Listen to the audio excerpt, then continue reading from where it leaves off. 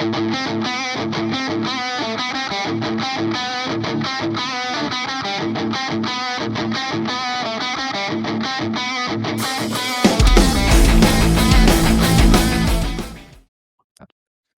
to Asasyn Mental Performance AMP Rapid Fire, where we build athletes who become incredible human beings.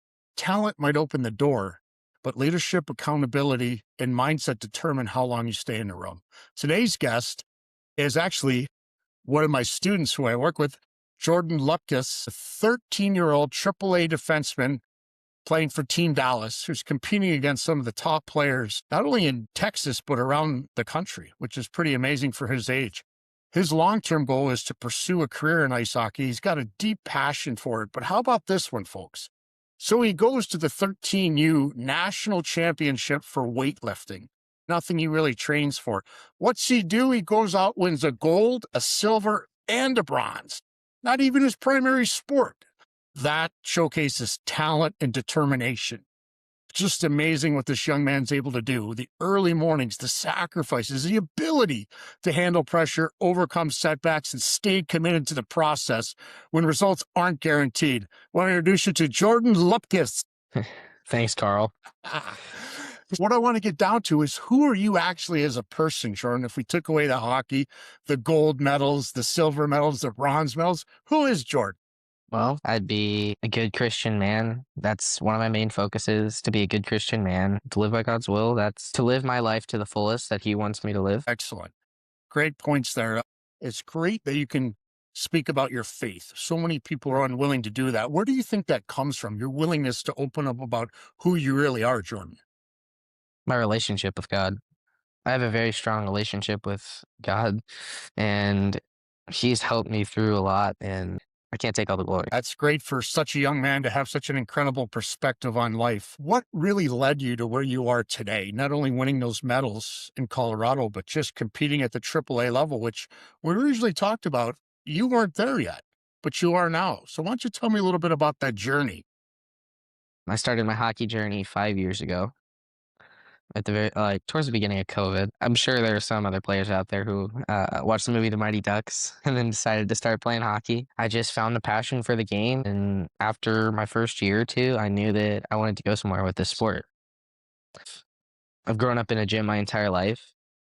I've seen people come and go. I've seen people work hard. I've seen people be lazy. I put the work in, really. That's all I can say. I mean, I put the work in to get here, and that's where it's gotten me. Awesome. That's what it is. We talk about that all the time. We don't worry about outcomes. We just worry about our energy and our efforts. What did you know about mental performance, and what belief did you hold about it? Before we started, I didn't really think it mattered that much, honestly. I mean, I thought as long as I went out there and played and got a decent amount of ice time that I'd be fine. But once we started, I changed. It changed, really. And would you say that changed for the better? 100% changed for the better. Like, I honestly, before mental performance, I was one of the people to do less. Now it's changed my mindset to I'm gonna do whatever it takes to get there. Love it. Great point. When was the last time you really felt your confidence was shaken? Chicago tournament early this year. What happened? Really, the slightest thing went wrong. I mean, I broke my stick. I was consistent every shift. I was thinking about, oh my God, I have the crappiest stick on the lot. Like, it can't get any worse. Just focusing on the bad. I mean, I could have had a hell of a game. Mhm. Like, I could have gone out and put the game-winning goal on the board. I could have ended the game in regulation. I was so focused on what went wrong instead of focusing on how I could fix it, how I could bounce back from it. At what point did you really realize that I derailed myself? What did you come to that To the game. conclusion? Yep. So what was that point where you sat there and you just looked back at it and said, you knew that that was the cause? Sitting in the locker room, I mean, I always reflect on my game right after, like, because it's fresh in my mind. I was sitting in the locker room before I was getting undressed, like, why? Honestly, why didn't I bounce back? So the next time it came up, I'm sure you had some other challenges. How did you bounce back? Talk to me about that. Well, did the exact opposite of what I was doing in Chicago. Focus on what I could be doing better, and I went and changed it. I wasn't focusing on, uh, I have this bad stick, I can't go and play. I was focusing on what I did good on the past shift, what I can improve on, and going through my last shift, making myself better for the next one. Perfect. What do you think separates the good from the great players Their that you see? mindset, 100%. You can have a good player and a great player with the same skill set, run them through drills, they can skate the same, shoot the same, pass the same. But with the mindset, it's completely different. It's a completely different player. 100%. You nailed that one. What's one failure? I know you're young in your career and we talk about setbacks. What's one setback that made you want to be better? That you looked at and said, I need to be better. Well, years ago, I did make DSC. It was my first year trying out. Um, uh, Coming from a A2 team, it wasn't the most pleasant. Um, it really just put a fire in my butt, and I just went and trained as hard as I could. Like, did everything possible to get me back. That just, to me, it shows I not only did what it took to get there, I did extra because I was a completely different player. Excellent. So, when pressure's the highest, what do you focus on? Honestly, I focus on having fun. I don't play to impress. I play for myself. Perfect. What's something, and let's go back. You actually answered this, but I want to get some clarity on it. What's something you've changed your mind about from when you first started the game to where you are today? I do like to take time off of hockey. I do like to have a little time to do some fun stuff outside, go throw the football with my dad. Like, I get it. I like to be a kid, honestly. Nothing wrong with that. It doesn't surprise me. Are you ever having that in your head? No, I'm no good. I can't do it. I won't succeed. Is that ever going on? I've seen people in my sport, in hockey, at my age, they go and shoot 200 pucks a day and they have a really weak shot. I go and shoot 50 pucks a day. I can shoot the best on my team. I can shoot the hardest on my team. Like, it's just the way you practice. Not more isn't always better. It's the intention that makes it better. Intentionality. Great answer. So, talk about that with when you went to get your gold, silver, and bronze medal in Colorado. How did that Hmm. play into your head? Um, I mean, my training isn't that much. Once a day, it's like 3 sets. Like, it's consistency. It's not necessarily I have to do multiple workouts a day. I have to go and lift for hours. It's just the consistent little things over and over again. Perfect. Would you rather be respected or liked by your teammates? Respected 100%. All I really care about is respect. Is fear ever a good thing? I think it is. At some points, yes, because fear can put a fire under your butt to get going. Like, it can let you know, hey, you're falling off the edge. Like, get going. Because the first year of DSE camp, I had no fear. I thought I was going to make it. I thought best one out there. This second year, I had the fear. I played 100% every single practice. The fear is what makes you go 100%, in my opinion. Good point. Do you feel confidence can exist without evidence? And let me define that.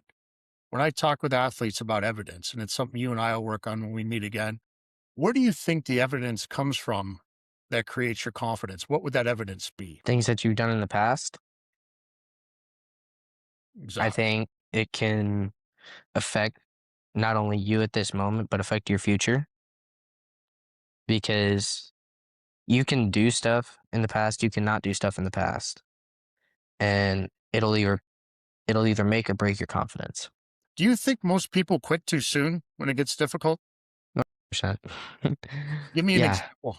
Where have you seen something like that? like they go in a game even. I've seen this in a game. They took a shot they blocked a shot. I think because of pain, especially kids my age nowadays, because of pain, they just want to stop. What would you tell someone that was about your age when they started the sport to do? What advice would you give them first time they go out on the ice? What would you say to that athlete? Do you have the desire to stay on? Do you have the desire to fall down and get back up? Do you want it bad enough to where if you were told not to, you'd still go do it anyways? Or do you feel players, even though you're 13 years old, you ever get the feeling that some of the younger players, maybe 5 and 6 year olds, are looking up to you? What does that feel like? Does that feel like a responsibility or does it feel like a gift? It feels like a gift. To me, it's I'm playing the role model and I need to do the best of my ability to show them where it's going to bring them, to show them what it's going to help them through. If we were to have a discussion, which I'm sure we will, where do you see yourself at the close of next year? Next year, Where do you top see? 20 defenseman in the nation, That's what I want to. going into juniors or getting getting picked up at another team somewhere else, going to an academy, like going to the next level. What do you think, if anything, could hold you back from that next level? I honestly don't think there's anything right now. Like with what I'm doing, with the way I'm training, with the mindset that I have, there's really nothing, honestly. It's a great answer. That was the answer I was hoping for. There's nothing that can stop you. Only your mind sets your limitations. So that's awesome. Yep. All right, finish this sentence, Jordan. Someone has a killer mindset when they Stay consistent. good. So I remember you came to me and we talked about one of your fellow teammates that was struggling with confidence, Yep. pressure, and mistakes. What advice would you give to him today based on what we've done in the past? Don't play to impress. Play. I said this earlier. What I do, I don't play to impress. I don't think people should play to impress. I think they should play for themselves. I think they should play how they know how to play, and that's it. Like they need to go play, have fun, play for the love of the game, and like if they want to go somewhere, great. Jordan, we come down to April 2027. What one goal are you going to tell me that you accomplished for this season? Be the best version of myself that I could be, to be the best person that I could be, to be the best leader that I can be, to be a role model, still have the love and desire that I have to play this game. Awesome. This is all coming from a 13-year-old athlete that gives it his all. I can't thank you enough for being on the show. What you had to say lines up exactly with our discussion. So top notch, Yeah. passed. Thank you. Did a good job. Definitely love to be here. No, this is something that we're going to look back on when you're playing junior hockey somewhere or you're at that next level. You're going to be like, wow, that was me. That was me. Yep. And it's so cool to be able to look back and have something like this. That's amazing. The goal you set is a goal you can have every season. It's just to be Yep. better than when you were. Jordan, you mentioned a story briefly that about 5 years ago, you wrote down a goal with your coach. Why don't you tell me a little bit about that? It was a few years ago, and um, our coach made us write down where we wanted to be in the next 5 years, and that is exactly where I have ended up today, in the exact place that I wanted to be. I wrote down by 14U, I wanted to be on a good AAA team, and that's where I'm at. That takes discipline. That takes commitment. That gets where you want to be. Thank you so much, Jordan Lupkus, for being on the show. Thank you, Carl. All right. At Asasyn Mental Performance, discipline today, dominate tomorrow. If this conversation helped you think differently about performance, share it with an athlete who needs to hear it. and follow Asasyn Mental Performance for more. Available on all social media outlets, YouTube, LinkedIn, you name it, I'm on it. Love to see you there. Remember, knowledge is power when you choose to apply it. Now go out and execute.